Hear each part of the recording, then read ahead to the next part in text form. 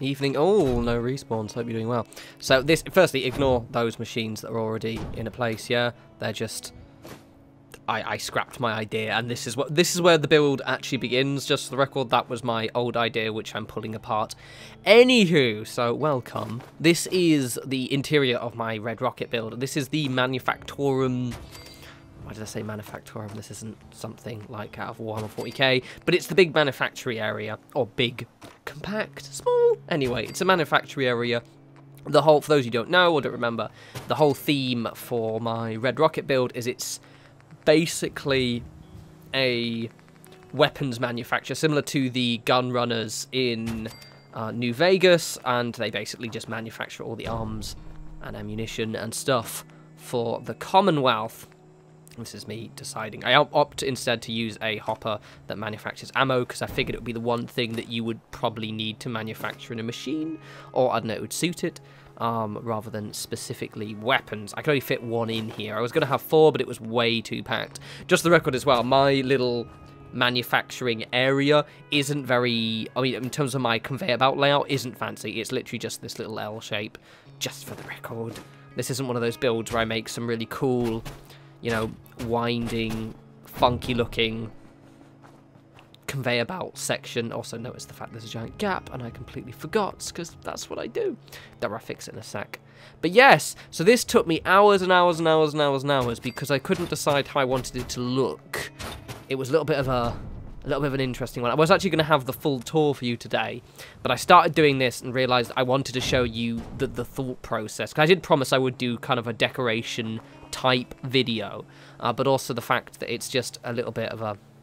I just want to show you because it was a nightmare, and if it was a nightmare for you and me, it has to be a nightmare for you. So I've obviously wired it up. Ignore that generator because I will remove it. You'll see a lot of me skipping ahead in this one because of the fact that I think it was like 3 hours worth of footage. I just couldn't decide what to do. So what I'm showing you right now is my kind of go-to method for hiding these little terminals, because obviously you need to connect a terminal to the what's called the ammunition manufacturing hub thing, whatever it's called, and therefore I needed a computer. But obviously I can only use this one, so I can't use the desk ones that come with USO, I don't think, or I've never tried. You can't wire them up, so I'm assuming you can't not. But also this one, for whatever reason, which still bothers me no end, comes in this tiny ass little table. I don't know why it doesn't come. Like, if those of you have been in the Railroad HQ, there's actually a version of that which is just on a table, and it looks really cool. For whatever reason, we get them in this really stupidly positioned little fucking twatty little table thing, which just looks ridiculous. It never looks good anywhere, and this is one of the various methods I use to hide it. It's quite useful.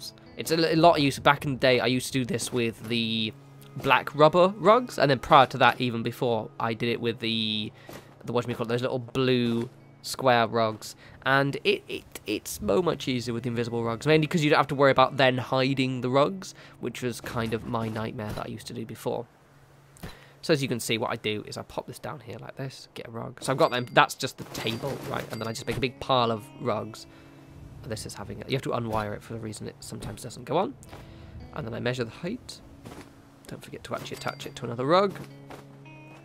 Also, I was having a little bit of trouble, for whatever reason, with actually getting my rugs to work in this area, because fuck me. And as you can see already, and then I just take 1 or 2 off.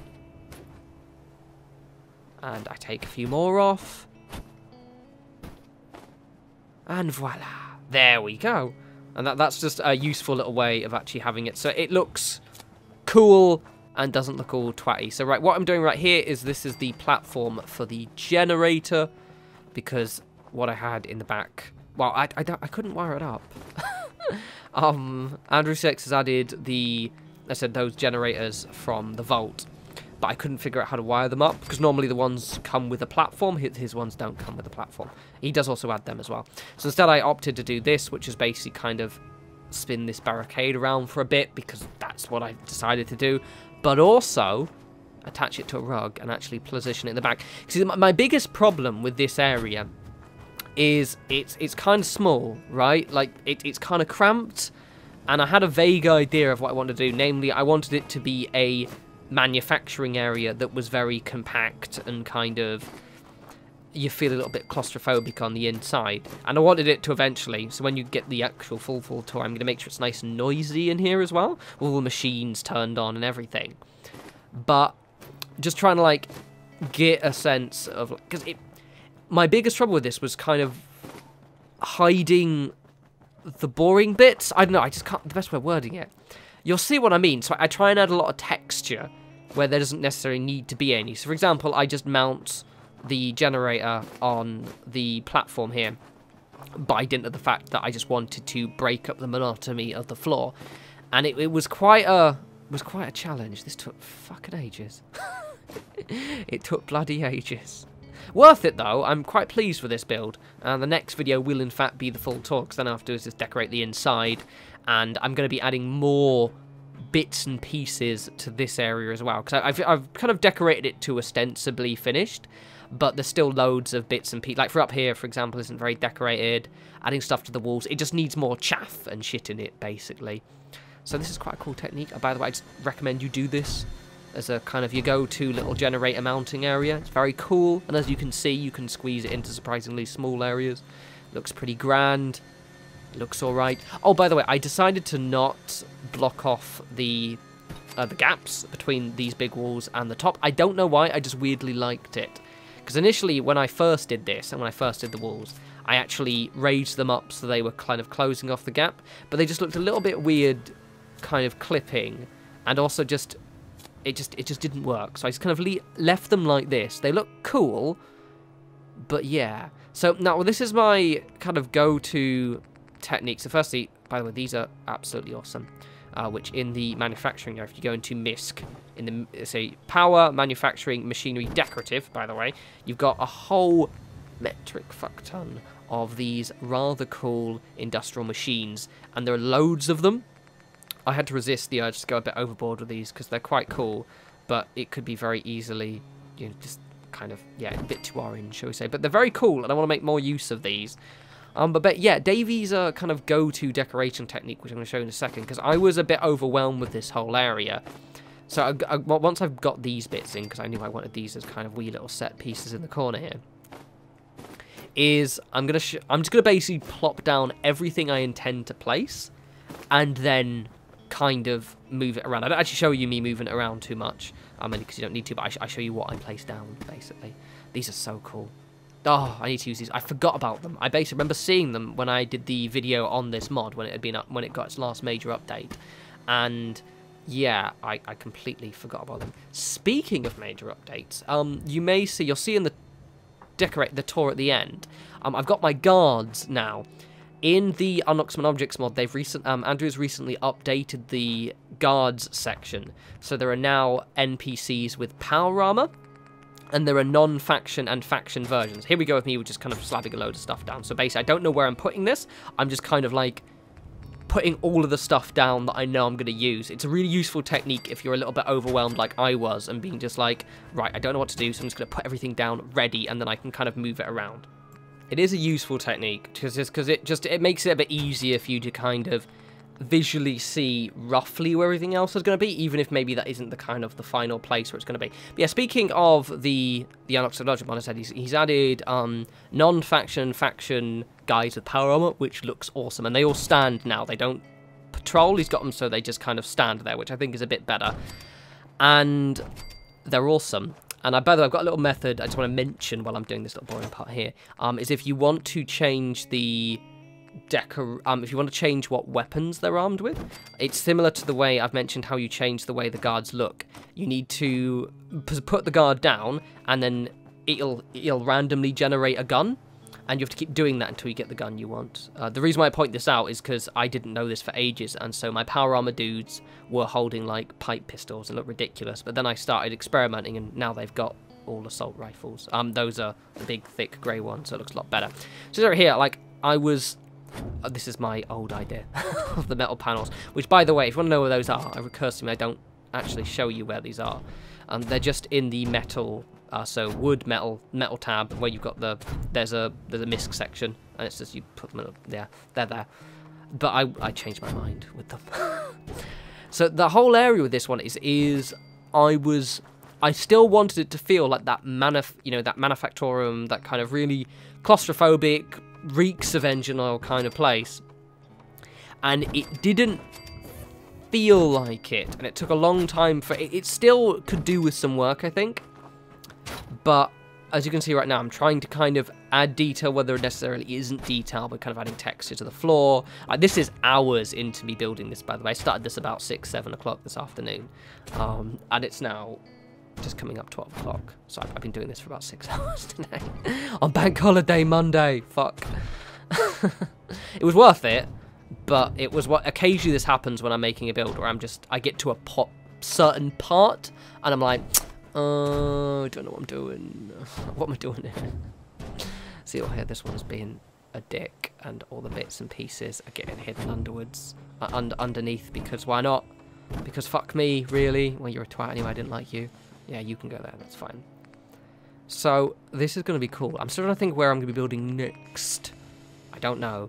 I might do, like, Abernathy or something. We're getting slowly through the settlements, and it's going to be pretty cool. There are some new games coming out this weekend, by the way, which you'll see some non-Fallout videos as well. I'm going to try and get a on-camera video soonish.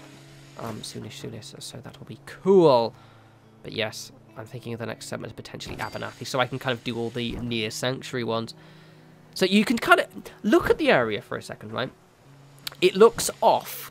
That's the best way I can describe it. I'm pretty pleased with the way it, well, alright with the way it's looked when you see the decorated tour. It looks cool now. But I really did struggle making this area look like it works. That's the best way I can describe it. I really struggled with making the area look like it works. Right, so I'm going to do the lighting now. Now, this is super clever. Oh, it's not super clever.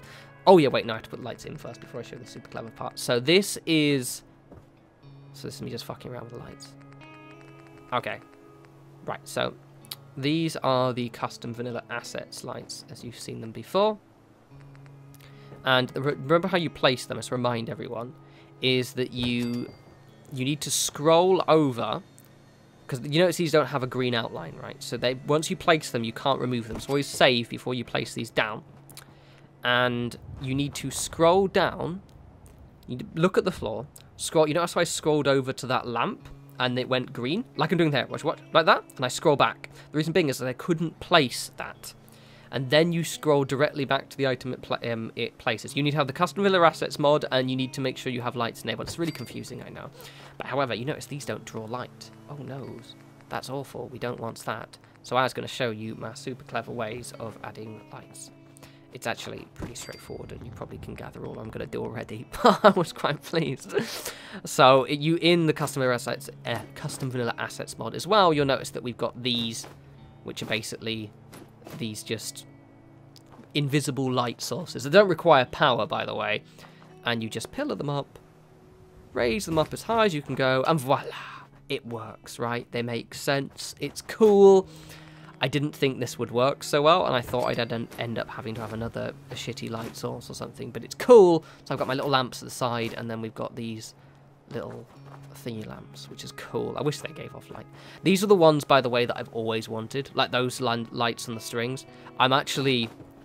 It's one of that, and iBots are one of the things that I'm really pissed off with Bethesda, like notably pissed off at them for not giving us, because I'm just like, yeah, but why though?